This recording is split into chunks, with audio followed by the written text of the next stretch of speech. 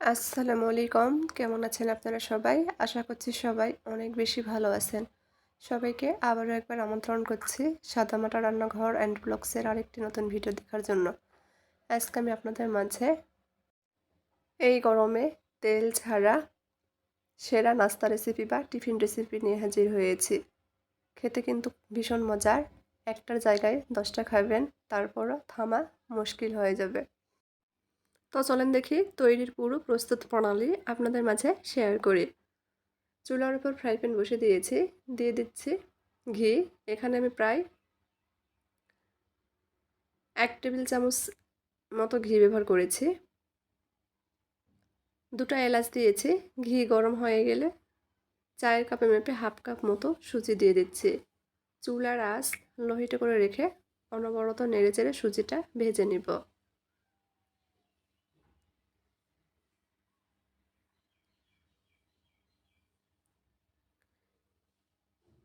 ভিডিওর প্রথমেই আপনাদের অনুরোধ করছি, যদি ভিডিওর কোনো জায়গায় একটু ভালো লেগে থাকে তাহলে প্লিজ একটা লাইক দিয়ে দিবেন।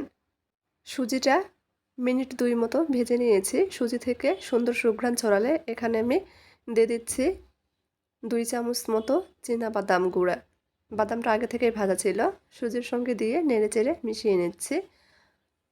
1 মিনিট মতো ভেজে নেব। নাস্তার জন্য আমরা ভিতরের পুর তৈরি করছি। ভাজা হয়ে গেছে।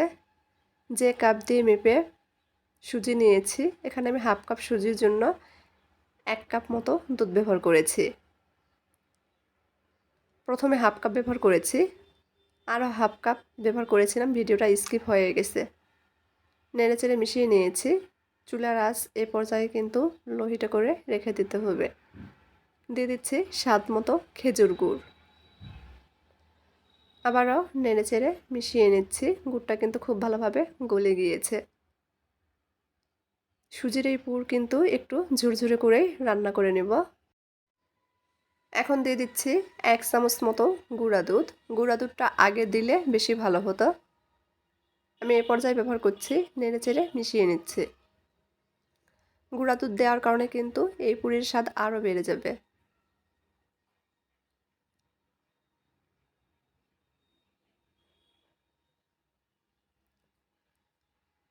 ঝুরঝুরে করে সুজির এই পুর রান্না করে নিয়েছি।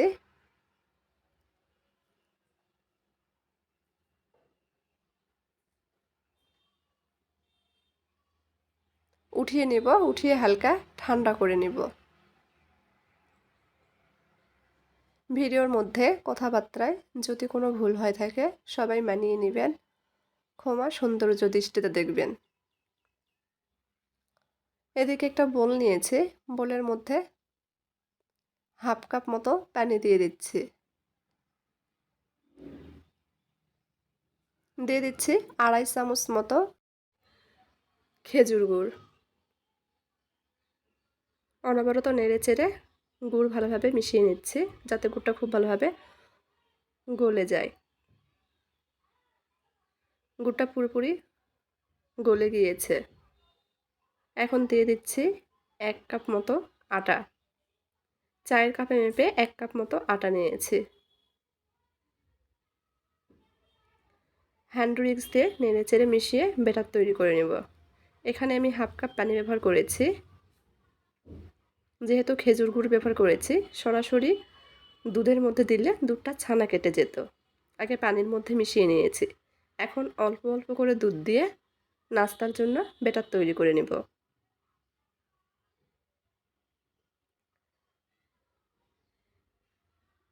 যে কাপ দিয়ে মেপে আটা নিয়েছি সেই কাপ দিয়ে মেপে সমপরিমাণ দুধ নিয়েছি। দুধটা একবারে ব্যবহার করছি না, অল্প অল্প করে ব্যবহার করব আর নেড়েচেড়ে মিশিয়ে নেব।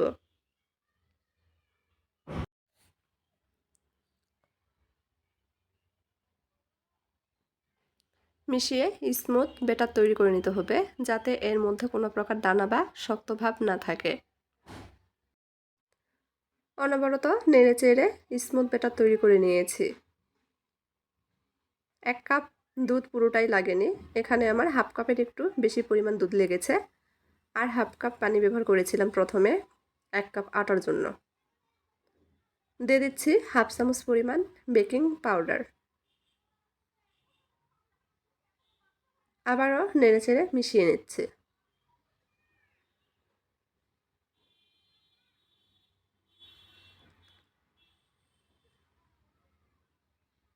এই নাস্তাটা খেতে কিন্তু সত্যিই অনেক বেশি মজার। তৈরি করতে খুবই কম সময় লাগে। চাইলে ঝটপট তৈরি করে বাচ্চাদের টিফিনও দিতে পারেন।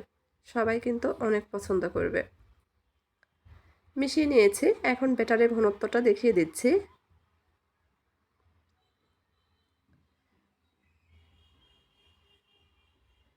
ঠিক এই রকম ঘনত্বের ব্যাটার তৈরি করে নিতে হবে। একেবারে গাঢ়ও না, আবার অনেক বেশি পাতলাও না, মিডিয়াম ঘনত্বের ব্যাটার তৈরি করে নিয়েছি। নাস্তা তৈরির জন্য ব্যাটার একদম তৈরি। চুলার উপর ফ্রাই প্যান বসিয়ে দিয়েছি। টিস্যুতে সামান্য পরিমাণ তেল নিয়ে পুরো ফ্রাই প্যান মুছে নিয়েছি। চুলার আঁচ মিডিয়ামের চেয়ে কমিয়ে রেখেছি। তৈরি করে রাখা ব্যাটার থেকে 1 হাতা মতো ব্যাটার ফ্রাই প্যানে দিয়ে দিচ্ছি।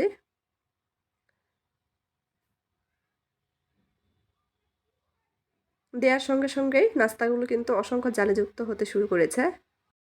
1 মিনিটের মধ্যেই কিন্তু একটা নাস্তা হয়ে যাবে। একটা নাস্তা হয়ে গেছে, উঠিয়ে নিয়েছি। একইভাবে সবগুলো নাস্তাই তৈরি করে নেব।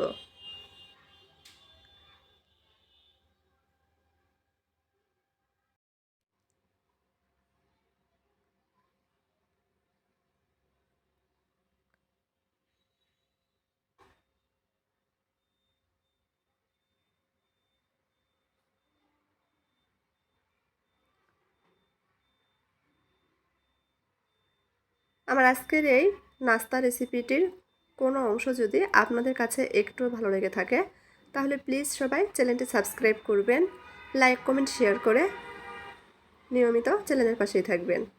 একইভাবে বেশ কয়েকটি নাস্তা তৈরি করে নিয়েছি।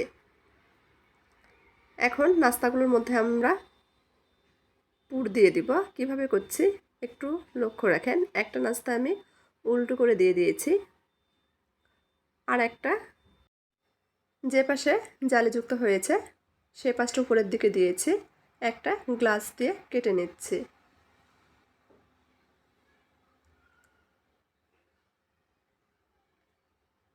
এভাবে নাস্তাগুলোর মধ্যে আমি পুর দিয়ে দিচ্ছি। পুর ভরা নাস্তা তৈরি হয়ে গেল।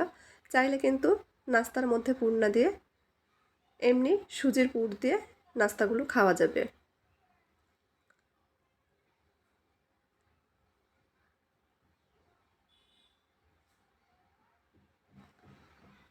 একইভাবে সব কয়টি তৈরি করে নিয়েছি। দেখেন নাস্তাগুলোর পিছন দিকেও কিন্তু অসংখ্য জালিযুক্ত হয়েছে। এখন একটু সামনে থেকে দেখিয়ে দিচ্ছি।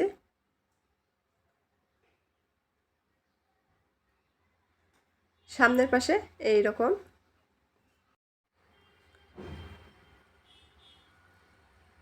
তো আজকের মতো এই পর্যন্তই। সবাই ভালো থাকবেন। আল্লাহ হাফেজ।